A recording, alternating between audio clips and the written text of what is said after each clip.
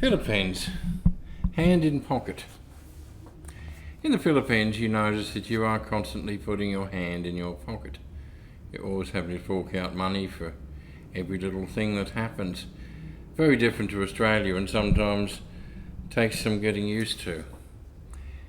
Philippines, a cash society. Yes, the Philippines is most definitely a cash society. EFTPOS terminals are rare, as are credit card facilities. Even at Down Under Visa, we don't have a credit card terminal or even one of those swiping things that make an imprint on a slip of paper. Down under Visa, yes, but you can't use your Visa card in our office. We rely on direct EFT deposits into our account or the ever convenient PayPal for payments. In Australia, I could go for days without ever reaching for my wallet, and I could get away with a debit card, ATM card, for just about everything. Buy fuel, buy groceries at the supermarket, etc. Use the card, put in the PIN, and you're in business. Not so easy here. You really need to have cash with you, or you could find yourself caught at a very inconvenient time. Other issue is that of security. I'm not sure I would want to wave a credit card around at every little place that accepted them. Now in SM or a major hotel, sure, but in a local 7-Eleven or at the Petron station, well, I'd be a bit concerned about where the numbers may end up. Now, ATM and credit card security. Now, the Philippines is a third world country. There are less haves and more have-nots.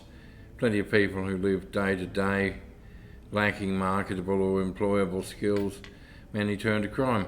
You are a white man, a rich foreigner, that makes you a target. You will stand out regardless of how unobtrusive you try to be.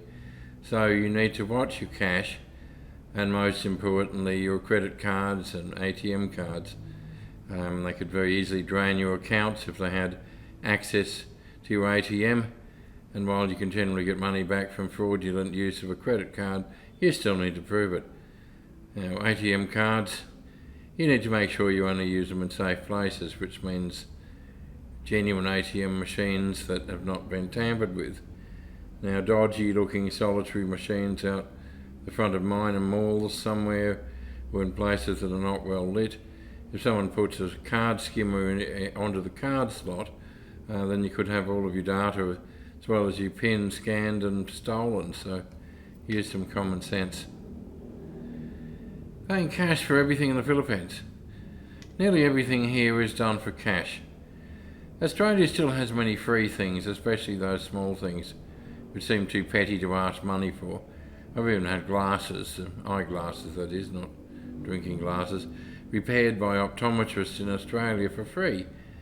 You get air in the car tyres for free. You get a JP to witness documents for free. And while it may depend on the church, you can get baptised, married and buried, not on the same day, all for free.